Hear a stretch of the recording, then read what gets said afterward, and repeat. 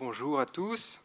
Il y a finalement la semaine dernière un événement marqué notre vie de la communauté gestionnaire nantaise, puisque le préfet inaugurait le deuxième bâtiment de l'Institut d'économie et management de Nantes, de notre IAE, qui est la résultante de la fusion de l'ex-IAE et de la faculté de sciences économiques et de gestion de l'Université de Nantes.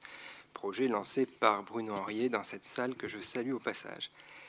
Et dans son discours, il nous disait, inaugural, il nous disait qu'effectivement, il y avait un lien évident, pratiquement mécanique, il ne le disait pas comme ça, mais son discours l'impliquait, entre l'innovation et le management des connaissances. Est-ce que l'économie de la connaissance entraîne nécessairement, je dirais, une création, un développement d'innovation, une diffusion de l'innovation? Ça n'est pas certain. Et je voudrais, je crois que l'idée, toute petite contribution que je vais faire dans cette session avec vous, vise justement à interroger cela en voyant effectivement comment on peut faire, mais aussi les difficultés que cela peut représenter. Et on peut venir repartir quelques siècles en arrière, lors de la création de l'Université de Nantes, par une bulle du pape en 1452, je crois, Bruno corrigera si je dis des bêtises, qui dit dans sa bulle à peu près, puisque c'est en latin évidemment, s'adressant au duc de Bretagne. La Bretagne n'est pas encore attachée à la France. Et il dit je désire donc que vous ouvriez des collèges ouverts à tous, car la perle de la science, entendez la connaissance, se développe à mesure qu'elle se répand. Ça, c'est une belle idée. C'est une idée, donc, vous voyez, qui est antérieure finalement à Gutenberg. Et je ne sais pas si le préfet, d'ailleurs, avait lu la bulle du pape. L'histoire ne le dit pas. Ce qui est certain, c'est qu'il y a une... Je crois qu'à travers cela, c'est qu'en tout cas, dans un espace ouvert de connaissances, il y a cette idée qu'il y a une intelligence collective des disciplines, une intelligence collective de la fonction pour les organisations, pour les entreprises, on pourrait dire une intelligence collective de la spécialité. Mais on sait aussi, et ça beaucoup de travaux nous y invitent, que les innovations tout de même les plus radicales sont souvent des innovations résultant d'interdisciplinarité, d'un dialogue entre les spécialités, et ça c'est peut-être plus difficile à construire. Donc là, l'intervention que je vais faire va en particulier justement insister sur cette dimension interorganisationnelle à l'intérieur de l'organisation ou à travers les frontières, si tant est qu'on puisse bien les identifier, des entreprises pour l'innovation. Insistant bien sûr, puisque je parle en tant que spécialiste de systèmes d'information, disons que les développements des technologies de l'information et de la communication font apparaître finalement en creux les difficultés de l'innovation, quand bien même on peut établir des ponts, des passerelles par la technologie, par les technologies de l'information. Finalement, peut-être qu'on pourrait résumer la question en disant que la question de l'espace de l'innovation est essentielle à l'heure où les technologies de l'information et de la communication permettent de relâcher les contraintes de la circulation de l'information et des connaissances. Alors j'esquisserai, je ne sais pas trop comment m'y prendre, 3 exemples. Je pourrais en aborder d'autres d'ailleurs, je les mentionnerai au passage si ça vous intéresse. Un exemple sur l'innovation dans les services qui a plus particulièrement été creusé par une collègue sur finalement ce qu'on appelle le knowledge management, insistant sur le fait que ce qui est intéressant, c'est la capacité à coordonner, à rendre dynamique, vertueux, le lien entre d'un côté l'utilisation des connaissances, des meilleures connaissances produites, dans l'entreprise on dirait des best practices, des meilleures pratiques, et puis la capitalisation des connaissances pour justement nourrir cet espace de bonnes pratiques. Et le lien n'est pas évident, vous allez voir pourquoi. Autre exemple, l'innovation produit. Et là, je prendrai l'exemple de la technologie de l'information qu'on appelle Product Lifecycle Management. J'expliquerai un petit peu ce que ça veut dire, et dont les effets, c'est ce sur quoi je voudrais insister, dépendent du système d'acteurs et précisément des frontières qu'on traverse. Les effets ne vont pas être les mêmes selon justement, on pourrait dire, l'espace de l'innovation et les frontières que l'on va traverser. Et puis, je prendrai aussi l'exemple d'une recherche qui est plutôt une innovation organisationnelle. On peut parler là de mutualisation. Alors souvent, la mutualisation, si on cherche le mutualizing ou quelque chose comme ça en anglais, on tomberait plutôt sur des problèmes de partage de risques financiers. Là, ce n'est pas du tout ça. C'est vraiment la constitution d'une structure commune qui peut prendre des formes, on va le voir, très, très différentes. Alors, comme je le disais,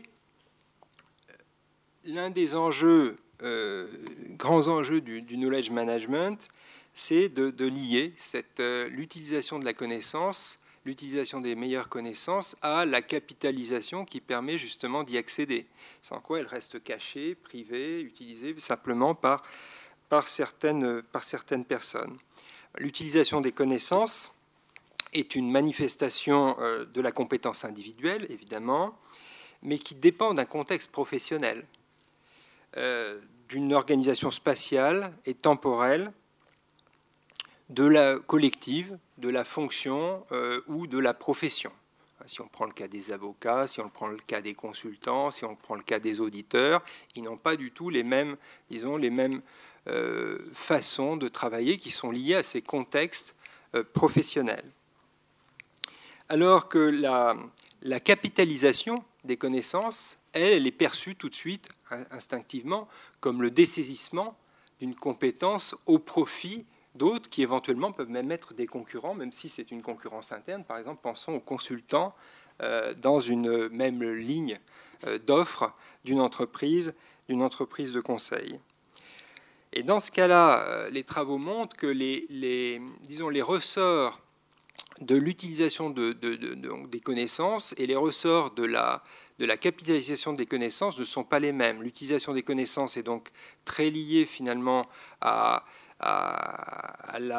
aux pratiques de la profession dans ce contexte justement d'organisation du travail, travailler en équipe, méthodes utilisées, normes éventuellement professionnelles, alors que la capitalisation ressortirait davantage de déterminants qu'on pourrait qualifier de psychologiques, justement liés à la motivation de donner, alors qu'on n'est pas sûr de recevoir en retour. Vous allez me dire, ça, on peut peut-être l'organiser quand même, et c'est là où apparaissent certains dispositifs un peu magiques, comme par exemple les knowledge managers, qui vont être là pour justement aider les gens à capitaliser, puisque cet acte de capitalisation n'est pas naturel. Et là aussi, il faut réfléchir à comment on sélectionne, comment on facilite ce choix aussi des knowledge managers. Dans les exemples que l'on a rencontrés, en fait, ceux-ci sont choisis en général dans une spécialité, et ça n'est peut-être pas le bon choix, parce qu'à ce moment-là, évidemment, ils ont tendance à reproduire leurs schèmes, leurs habitudes d'organisation du travail, et non pas forcément je dirais, la plasticité qui convient justement à des échanges interfonctionnels, interspécialités, qui permettraient justement de faciliter cette capitalisation des connaissances. Donc on arrive là on se heurte à des difficultés, des problèmes comportementaux et des problèmes organisationnels. J'ai mis un « ou » dans le titre, je crois que c'est évidemment un « et » qu'il faut lire. Et puis le deuxième exemple, ce sont deux exemples sur lesquels je passe rapidement, je m'étendrai un petit peu plus sur le troisième. Product Lifecycle Management, finalement c'est un logiciel qui permet de structurer toutes les révisions du produit, de telle sorte qu'à chaque fois qu'un acteur va changer un élément de la définition du produit au stade de la conception et de son développement, eh bien, cette révision est connue des autres acteurs dans l'entreprise qui, à leur tour, sont appelés à effectuer des travaux de développement sur ce produit. Et puis on peut revenir sur ces aspects, sur cette définition de produit, sur cette définition révisée du produit, au stade là, de l'exploitation du produit. Donc en fait, ce n'est pas simplement les fonctions de la recherche et développement qui sont directement, elles sont bien évidemment directement concernées par l'utilisation de PLM, mais c'est aussi tous les acteurs finalement pratiquement de l'entreprise qui sont potentiellement concernés. Alors, ce qu'on a vu, ça, c'est la thèse de Valérie Merminot, qui avait soutenu une thèse CIFRE en codirection avec Caroline Mott et moi-même, au sein du groupe SEB, leader, s'il en est, de l'innovation et de l'innovation produit, qui travaille d'ailleurs avec la Chine. Il y avait pas mal de réflexions sur comment est-ce que justement on peut faire avec des pays qui ont des pratiques aussi différentes des nôtres en matière de responsabilité sociale, de technologie, etc. Et là, il y a des résultats qui peuvent être assez contrastés. Et là, j'en viens donc à mon l'idée d'espace de l'innovation et de quelles frontières on traverse. Si on regarde le développement qui reste en interne, c'est-à-dire avec des bureaux d'études européens qui font partie du groupe SEB, donc là, ce sont les acteurs de l'innovation interne essentiellement qui échangent entre eux, ils sont nombreux. Et bien là, dans ce cas-là, on voit que les gains sont essentiellement des gains de productivité. Ça touche, qu'est-ce qu'on garde en interne? Évidemment, on va garder en interne les projets les plus complexes, les plus stratégiques. Et dans ce cas-là, la compréhension et l'interprétation que l'on peut faire de la codification justement des éléments du produit est suffisamment partagée pour que, malgré la complexité, justement, on arrive avec l'outil à des gains de productivité. Alors que dans les projets de co-développement avec les sous-traitants chinois, ce qu'on voit que l'on obtient, ce sont essentiellement des gains de fiabilité, ce qui veut peut-être dire d'ailleurs que sans la technologie PLM, on ne co-développerait pas avec la Chine, ce qui pose aussi bien évidemment des problèmes politiques, parce que vous imaginez, pendant très longtemps, on a dit oui, on délocalise, mais on délocalise les usines. La R&D, ça on la garde chez nous. En fait, la R&D pour les produits les plus simples, maintenant, elle part en Chine. Elle part en tout cas en partie avec la Chine, puisque au début des années 2000, Valérie Merminot nous disait qu'ils étaient à 10% de produits en co-développement, essentiellement donc avec les Chinois, et l'an dernier, en 2006, ils étaient à 40%. L'objectif du groupe SEB étant d'arriver à 60%. Alors vous allez me dire, oui, mais ce n'est pas les projets les plus complexes. Il n'empêche que... Enfin, ça, c'est un aspect un petit peu politique. Le deuxième résultat qui montre justement une contribution à la fiabilité essentiellement, plus qu'à la productivité, c'est une contribution intéressante là qu'on présentera dans le cadre de l'International Conference on Information Systems à la fin de l'année, là en décembre à Paris. Et cette contribution et le cas d'ICIS m'a fait penser que, puisque je m'en occupe en tant que président de cette conférence, qu'en fait on rencontrait là aussi des problèmes dans l'organisation de cette conférence, qui était tout à fait exactement sur cette thématique. Pourquoi? Cette conférence, qui est une conférence mondiale, on a voulu qu'elle ne soit pas justement la transposition de ce qui existe déjà dans cette conférence, dans les éditions précédentes, à l'étranger. On a voulu innover. Et à partir du moment où on innove pourquoi? On fait rentrer les entreprises dans la conférence. On fait venir des gens de pays, des enseignants-chercheurs de pays en voie de développement, ce qui, malgré l'ouverture officielle, ne se faisait pas dans la pratique. Et ça pose des problèmes énormes de management et de management des connaissances, parce que justement, ceux qui pilotent ou qui copilotent la conférence d'habitude ne sont pas du tout habitués à changer. Ils ont des connaissances qui sont valables, disons, dans un univers fermé auquel justement l'univers nouveau qu'on leur présente par l'innovation résiste. Donc on a typiquement ce genre de problème. Le troisième exemple dont je voulais parler, c'est des innovations plutôt organisationnelles à travers cette mutualisation disons, d'unités organisationnelles, parce que dans la littérature américaine, on parlerait plutôt de shared services. Donc là, c'est typiquement la construction de centres d'appel. Alors là, vous voyez sur le schéma assez complexe, en haut, tout en haut, vous avez des espèces d'icônes qui sont des métaphores justement de trois formes de mutualisation. À votre gauche, ce qu'on a appelé, on est reparti de Thomson au départ, et puis de la littérature qui s'en inspire en fait en système d'information, qui parle d'interdépendance en pool. Ça, c'est assez simple. En fait, on mutualise même pas des ressources que l'on va prendre dans des centres d'appel existants. Ce sont les périphériques en rouge autour du jaune. On crée une structure de toute pièce qui peut être localisée à un autre endroit, et on va utiliser la structure centrale, enfin le noyau central, pour en fait traiter des appels de premier niveau pour simplement faire du renseignement. Et du point de vue de l'interdépendance technique, de la technologie de l'information qui est mise en commun pour faire, je dirais, relier tout ça et relier en tout cas le centre à chacune des unités en périphérie, les autres centres d'appel déjà existants, eh bien, il n'y a pas de problème, chacun peut conserver sa technologie. On n'a pas véritablement un système d'information interorganisationnel complet. L'interdépendance polarisée, là, vous avez deux des centres, vous voyez, périphériques qui sont déjà plus imbriqués avec le noyau central. Là, il y a des opérations, par exemple, typiquement pour les organisations concrètes qu'on a étudiées, c'est en fait les centres de l'URSSAF. Hein, ce sont les centres de l'URSSAF qu'on a étudiés.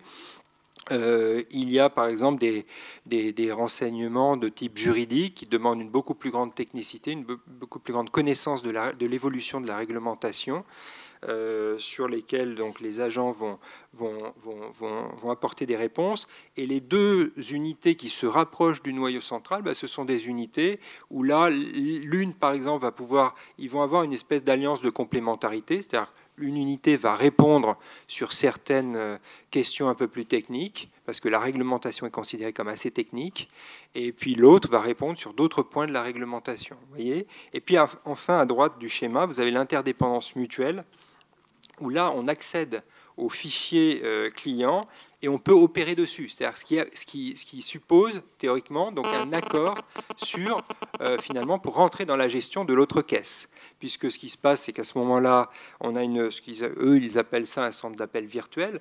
C'est-à-dire qu'en fait, l'appelant, il ne sait pas quelle est la caisse qui répond. Et la caisse qui répond peut rentrer dans le dossier client, non seulement le voir, mais passer des opérations de gestion dessus, ce qui suppose une délégation organisationnelle, ce qu'on a appelé sur le schéma une interdépendance organisationnelle. Et dans ce cas-là, évidemment, il y a des enjeux qui sont bien au-delà du simple établissement d'un système d'information commun, à la fois par la technologie utilisée, c'est-à-dire des systèmes de workflow communs, une gestion électronique de documents commune, évidemment une architecture de réseau commune, mais aussi une interdépendance informationnelle, c'est-à-dire des codes communs et un accord préalable sur la façon dont on va interpréter l'information. Et puis, cerise sur le gâteau, eh bien, des accords de délégation, donc une véritable interdépendance organisationnelle. Et nous avons étudié plus en détail, en fait, ces centres d'appel virtuels, ce que nous avons appelé ici l'interdépendance mutuelle, pour finalement nous apercevoir qu'il y avait, dans cette forme d'interdépendance mutuelle qu'on croit comme ça avoir décrite, des formes en fait très variées de niveau de couplage selon les choix qui sont retenus en matière justement d'interdépendance technique, d'interdépendance informationnelle et d'interdépendance organisationnelle. Et ça, on l'a vu au travers d'une recherche-action qu'on a menée sur 2 ans, avec des binômes qui, justement, commençaient à se marier au sein de cette interdépendance mutuelle qui concernait 17 caisses, pour voir, justement, qu'est-ce qui pouvait se passer. Et là, on tombe sur des problèmes de trajectoire, évidemment, d'isomorphisme organisationnel, qui font que l'innovation ne peut pas, comme cela, passer les frontières et s'étendre à toute l'organisation. Alors, au final, et pour conclure, ce sera mon dernier transparent, si je puis dire, on peut relire toutes ces expériences, tout ce que je vous ai dit. Alors ça, c'est évidemment détaillé dans le papier, là je n'ai pas vraiment le temps de le faire, mais à travers des contributions qu'on a trouvées particulièrement intéressantes. En tout cas, ça c'est moi qui fais le lien. Ce papier de Carlyle qui a été publié dans Organization Science, on a publié un autre dans Management Science, enfin il y a plusieurs grandes revues, tout cela est sorti en 2002, 2003, 2004. Et c'est ce chemin-là que je trouve le plus parlant, celui de 2004, où il finalement nous dit que l'innovation, selon son degré de nouveauté, donc là vous voyez en bas on a un V parce que là ça devient beaucoup plus facile, le degré de nouveauté est très faible, c'est-à-dire qu'à ce moment-là évidemment les gens vont interpréter les connaissances de la même façon dans des spécialités qui peuvent être différentes. Le V représente, schématise 2 branches finalement, par exemple 2 spécialités ou 2 fonctions ou des fonctions qui sont différentes. Et ces fonctions, pour arriver à innover, doivent traverser des frontières. Une frontière qui qualifie de frontière syntaxique, si vous voulez, c'est la frontière pour nous de la technologie, la frontière de la technologie de l'information. Il faut transporter le signal quelque part ailleurs pour qu'effectivement il puisse y avoir des opérations communes. Mais ensuite, il faut interpréter ce signal de façon commune. Donc là, on a un problème de frontière sémantique. Et imaginez que quand vous travaillez avec des sous-traitants chinois, ce n'est pas toujours évident, et que justement, par exemple, une technologie comme PLM qui permet la visualisation du produit en 3 dimensions, on le simule complètement, finalement, en le voyant. Ceci, c'est peut-être moi qui parle trop fort, je ne sais pas. C'est un portable.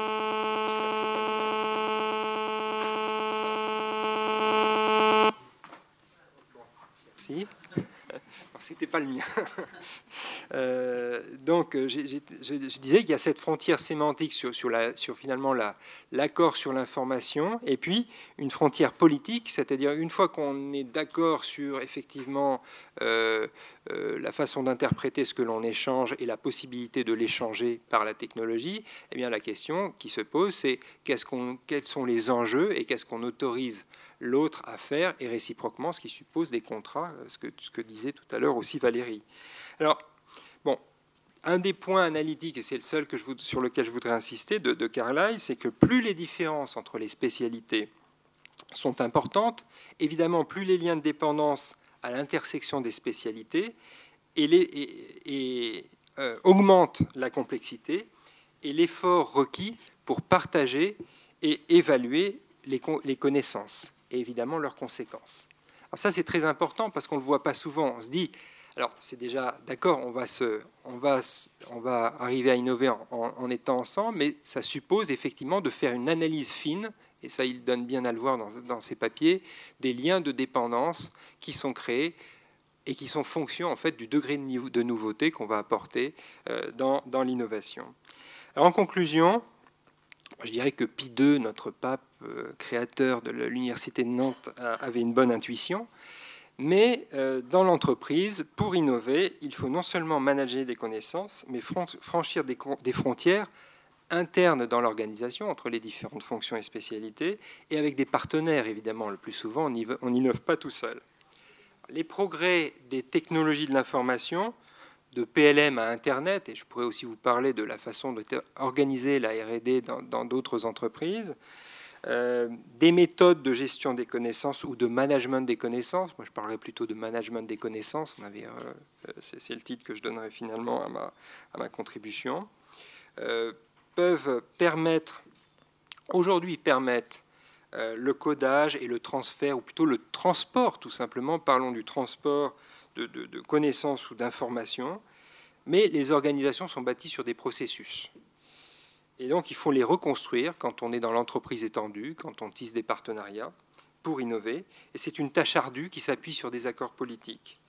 Et penser que finalement que les collectifs développés par des projets, par exemple open source, dont parlait Valérie tout à l'heure, constituent des communautés ouvertes, sans hiérarchie, reste d'une naïveté confondante, même si la quantité de savoir et de compétences en dehors de l'entreprise et qu'il faut mobiliser est de plus en plus grande. Donc ça n'est pas du tout une pierre dans le jardin de ce que nous disait Valérie Chanal, au contraire, mais il faut rentrer justement dans la mécanique organisationnelle qui dépasse de très loin cette idée que, grâce justement aux technologies, on va avoir accès d'une part à la connaissance et que l'on va pouvoir innover de façon beaucoup plus large et beaucoup plus fructueuse sans rencontrer des problèmes de gestion et de management qui sont très très importants. Et donc là, je crois qu'il y a un enjeu pour la gestion, justement. Le management des connaissances nous entraîne vers des problèmes de management et de gestion qui sont des problèmes tout à fait considérables, si on veut en recueillir les fruits.